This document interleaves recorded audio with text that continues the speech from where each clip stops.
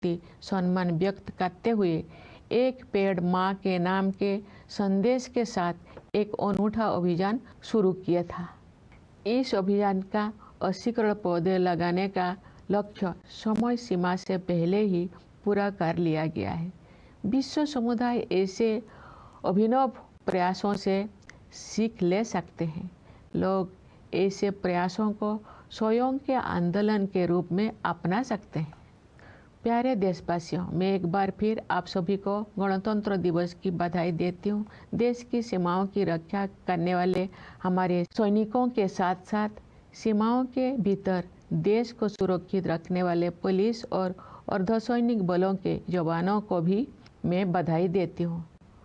न्यायपालिका, सिविल सेवाओं तथा विदेशों में हमारी मिशनों के सदस्यों को भी मेरी बधाई।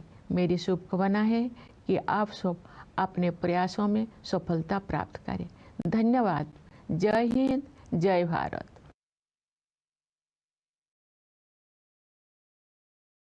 My dear fellow citizens, Namaskar.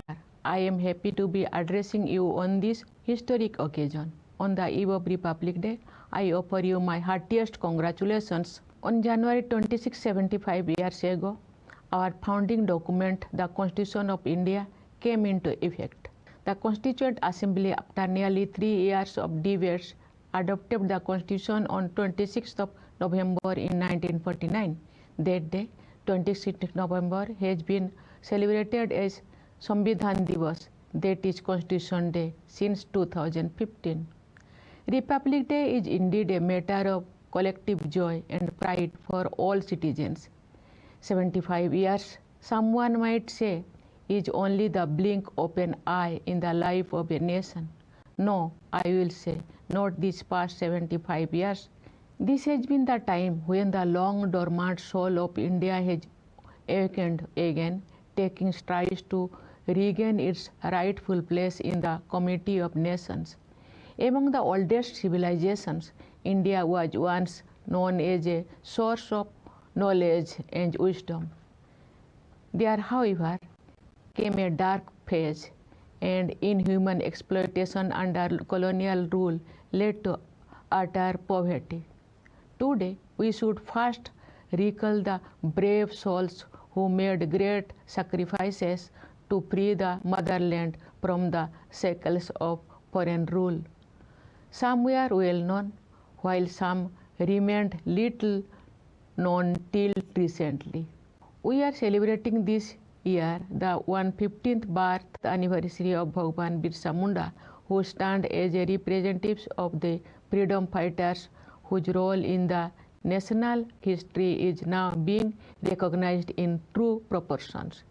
In the early decades of the 20th century, their struggles consolidated in an organized nationwide independence movement. It was the nation's good fortune to have the likes of Mahatma Gandhi, Rabindranath Tagore, and Baba Saheb Ambedkar, who helped it rediscover its democratic ethos. Justice, liberty, equality, and fraternity are not theoretical concepts that we came to learn in modern times. They have always been part of our civilizational heritage. It also explains why the critics who are cynical about the future of the Constitution and the Republic when India had newly become independent were proven so thoroughly wrong. The composition of our Constituent Assembly was also a case testimony to our republican values. It had representatives from all parts and all communities of the country. Most notably, it had 15 women among its members, including stalwarts such as Sarojini Naidu, Rajkumari Amritkar, Sucheta Kripalani, Hansabin Mehta, and Malati Chaudhary. When women's equality was only a distant ideal in many parts of the world, in India, women were actively contributing in shaping the destiny of the nation. The Constitution has become a living document because civic virtues have been part of our moral compass for millennia. The Constitution provides the ultimate foundation of our collective identity as Indians. It binds us together as a family. For 75 years now, it has guided the path of our progress. Today, let us humbly express our gratitude to Dr. Ambedkar, who chaired the drafting committee, others distinguished members of the Constituent Assembly, various officers associated with and others who worked hard and bequeathed us this most wonderful document. Dear fellow citizens, the 75 years of the Constitution are marked by an all-round progress of a young republic. At the time of independence and even later, large parts of the country had faced extreme poverty and also hunger.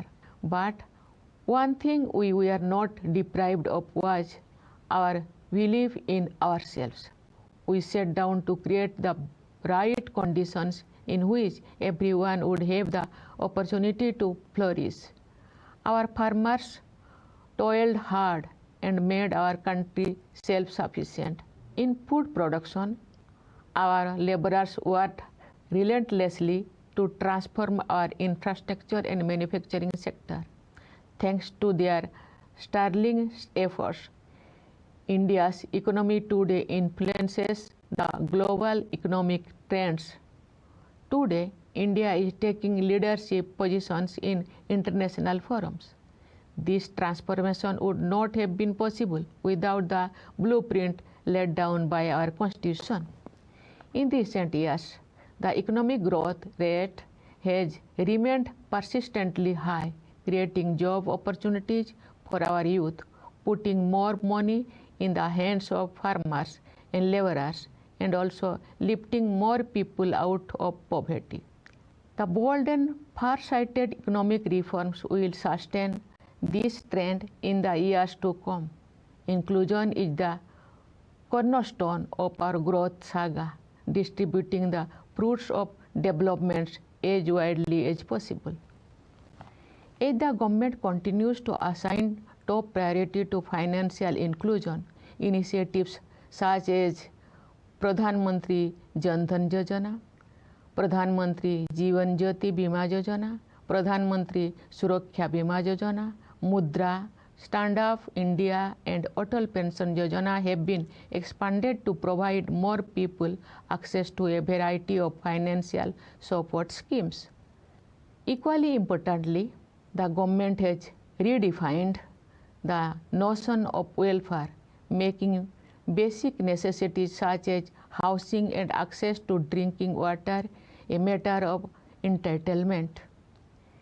Every effort is being made to extend a helping hand to the marginalized communities, particularly of the scheduled caste, scheduled tribes, and other backward classes. For example, there have been pre-matric and post-matric scholarships, national fellowships, overseas scholarships, hostels and coaching facilities for the youth from the SC communities. The Pradhan Mantri Anusuchit Jati Abhyuday Yojana is making progress in reducing poverty among the SC communities by adding employment and income generation opportunities.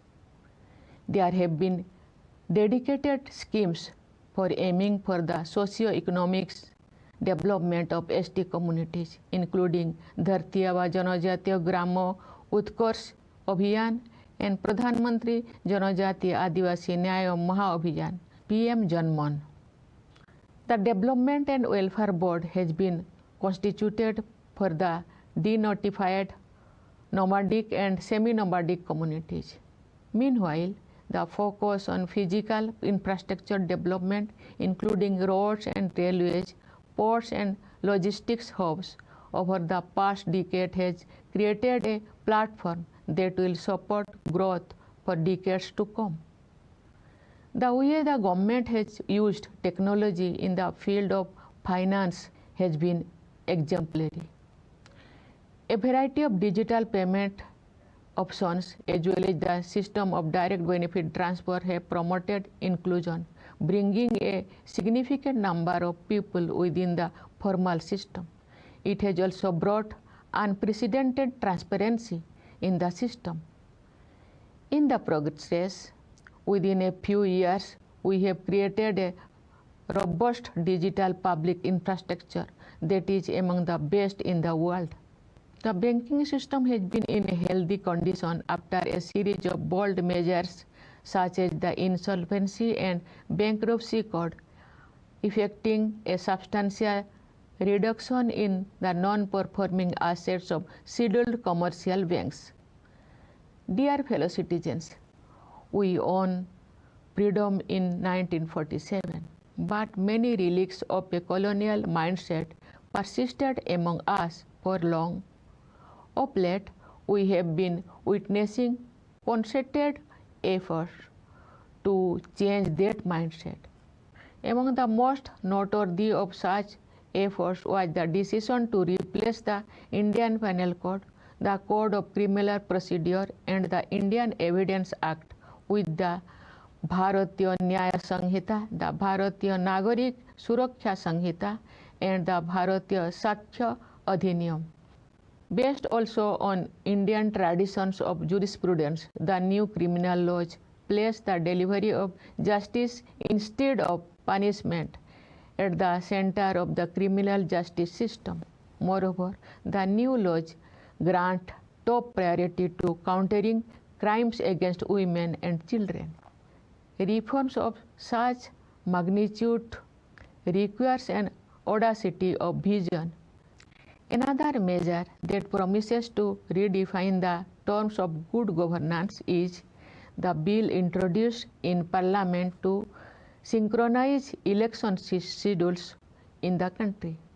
The One Nation, One Election plan can promote consistency in governance, prevent policy paralysis, mitigate resource diversion, and reduce the financial burden, apart from offering many other benefits.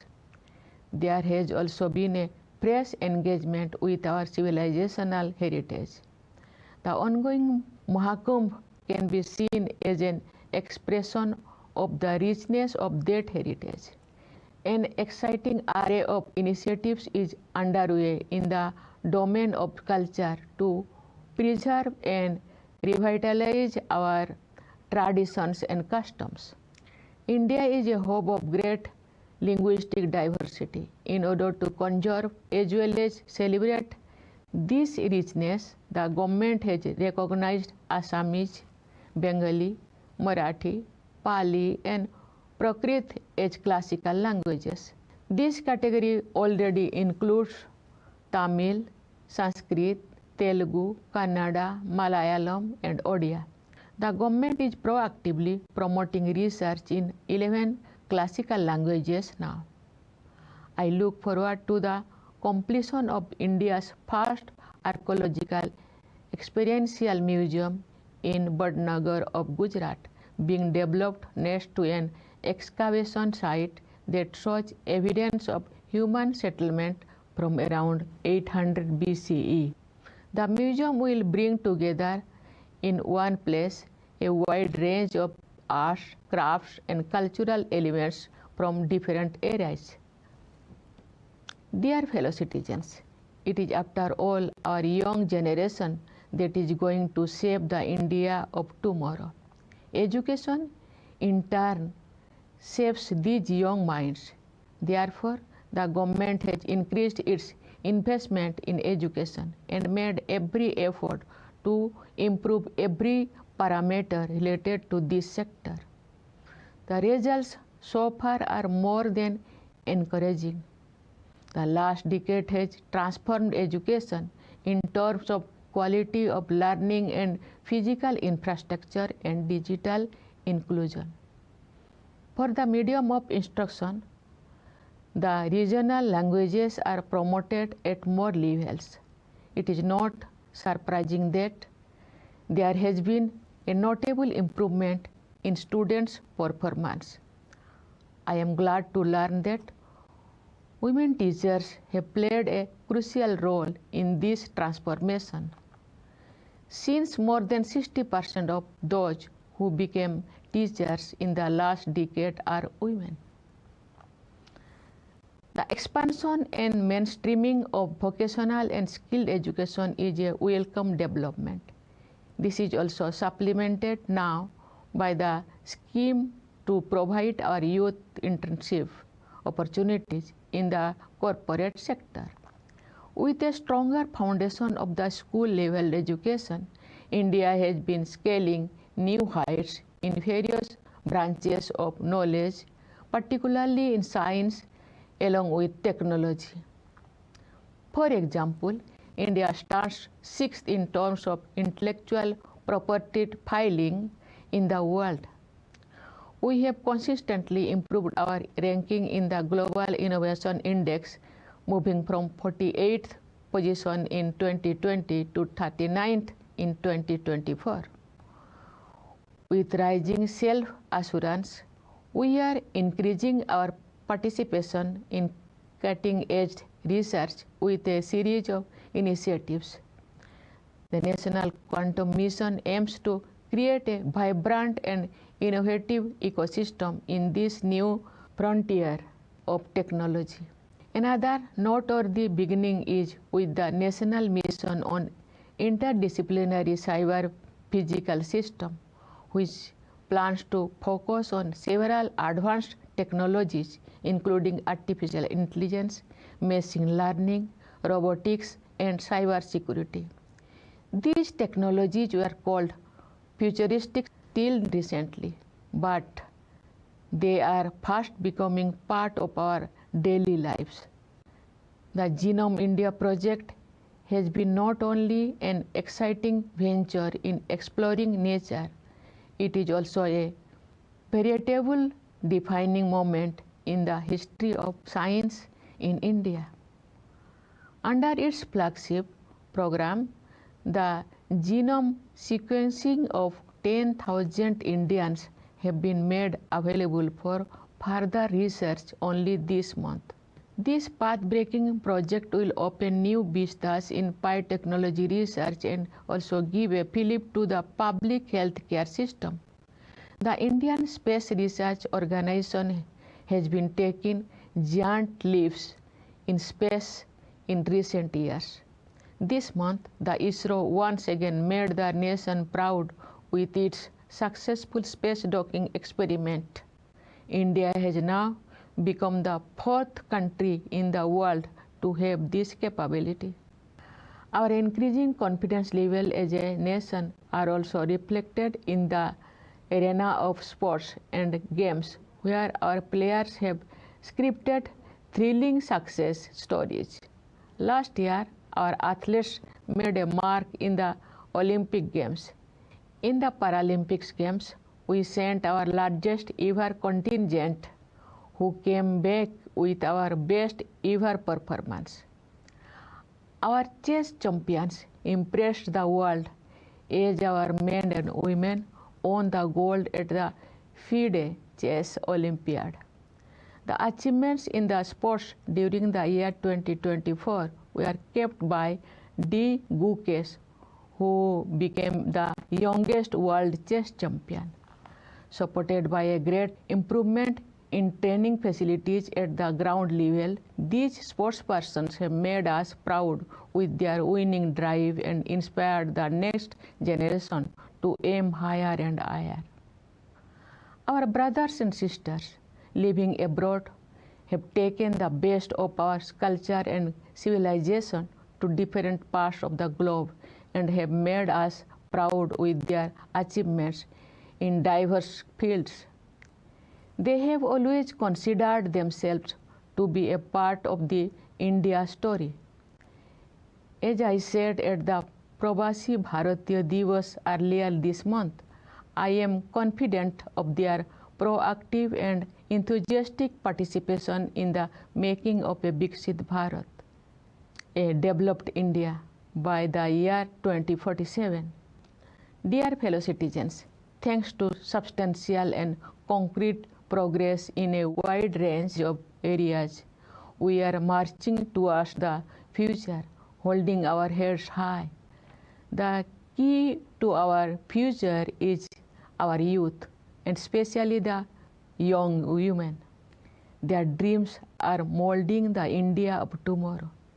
When we will be celebrating the centenary of our independence, and when today's children will salute the tricolor on 26 January of 2050, they will tell their next generation that this great quest would not have been possible without our incomparable constitution guiding them along the way.